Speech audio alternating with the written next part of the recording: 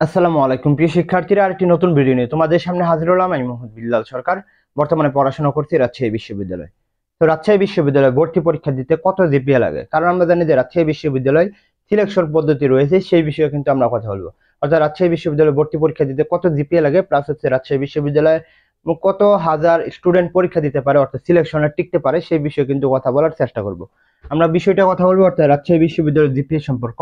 যারা নতুন রয়েছে তাদের বলবো অবশ্যই চ্যানেলটি সাবস্ক্রাইব করে আমাদের পাশে থাকবে, কারণ তোমাদের একটি সাবস্ক্রাইবার আমাদের অনুপ্রাণিত করবে। তো যারা একটা করে নতুন সাবস্ক্রাইব করবে অবশ্যই আমাদের থেকে একটি পরীক্ষা ফ্রি পাবে। তো দেখো, আমরা যে কথাটা বলবো রাজশাহী বিশ্ববিদ্যালয় এ ইউনিট জিপিএ সম্পর্কে আমরা কিন্তু কথাটা বলবো। হ্যাঁ, তো আমরা জানি যে রাজশাহী বিশ্ববিদ্যালয় এ ইউনিটে সকলে পরীক্ষা দিতে পারে, অর্থাৎ সায়েন্স, আর্টস, কমার্স সকলে এখানে পরীক্ষা দিতে পারে।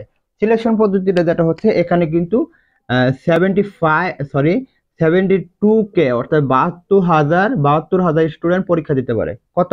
রাজশাহী বিশ্ববিদ্যালয়ে ভর্তি পরীক্ষা দিতে পারে 72,000। আবার বলতেছি, রাজশাহী বিশ্ববিদ্যালয়ে ভর্তি পরীক্ষা দিতে পারে কত? 72,000 কিন্তু রাজশাহী বিশ্ববিদ্যালয়ে ভর্তি পরীক্ষা দিতে পারে। কিন্তু প্রাথমিক আবেদনের সময় তোমাদের একটা রিকোয়ারমেন্ট দেয় যে মোটামুটি তোমরা ধরে রাখতে পারো যে যারা সায়েন্সের রয়েছে 4 পয়েন্টের মতন থাকলেই হয় প্রাথমিক, আর্টসের রয়েছে 3.50 এরকম বা সামথিং কম থাকে, এবং আর কমার্সের ক্ষেত্রেও এরকম থাকে। এটা হচ্ছে প্রাথমিক আবেদন। প্রাথমিক আবেদনের পরে তারা কিন্তু চূড়ান্ত যে ভর্তির আবেদন করার সেটা সুযোগ থাকে, সেটা কিন্তু তারা দেয়। প্রাথমিক আবেদন তারা 55 টাকা দিয়েই তোমরা করতে পারবে।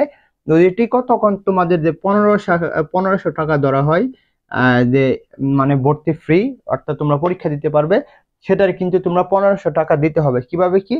এইটা যখন দিবে তখন 72,000 75 থাকবে, 72 থাকবে। এই 72 মাঝে যারা থাকবে, অর্থাৎ আগে থাকবে, তারা কিন্তু এখানে ভর্তি পরীক্ষা দিতে পারবে।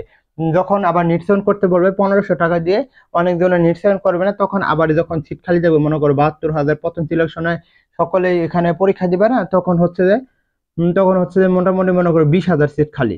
তাহলে হচ্ছে যে তখন আবার দ্বিতীয় মেরিট দিবে। দ্বিতীয় মেরিটের পর আবার এই 20,000 মধ্যে যদি আরো 10,000 থাকে, 10কে থাকে, তখন আবার তৃতীয় মেরিট দেবে, তৃতীয় 3টা মেরিট দেয়। তখন কিন্তু এই 3টা মিনিটের পর যারা 72,000-এর মধ্যে টিকে তারাই কিন্তু এখানে ভর্তি পরীক্ষা দিতে পারে। গত বছরের নিয়ম যদি আমরা দেখি, বা গত বছর কত জিপিএ লেগেছিল সেই বিষয়ে যদি দেখি, তাহলে মোটামুটি ইতিহাসের মধ্যে গত বছরই মনে হয় আর্টসের সায়েন্সের থেকে কমই লাগলো। হ্যাঁ, সায়েন্সের থেকে কমই লাগলো। তাহলে কিন্তু মানবিকে, অর্থাৎ এ ইউনিট কিন্তু মোটামুটি মানবিকের একটা ইউনিট। হ্যাঁ, আর যারা সায়েন্সে রয়েছে বা কমার্সে রয়েছে তারা কিন্তু এখানে বিভাগ পরিবর্তন করে পরীক্ষা দেয়।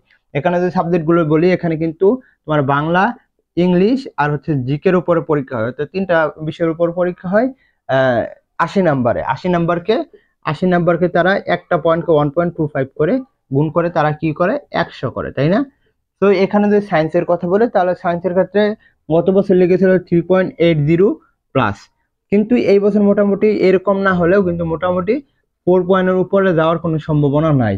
হিউম্যানিটিসের যদি কথা বলে, আর্টসের যদি কথা বলি, এখানে কিন্তু মোটামুটি 4 পয়েন্ট সামথিং দিয়ে কিন্তু পরীক্ষা দিতে পেরেছিল। কমার্সের ক্ষেত্রে মোটামুটি এরকম লেগেছিল।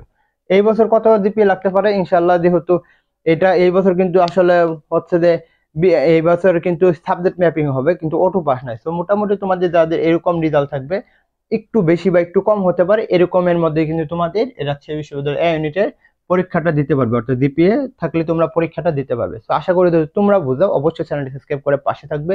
তোমাদের জন্য শুভকামনা। আসসালামু আলাইকুম।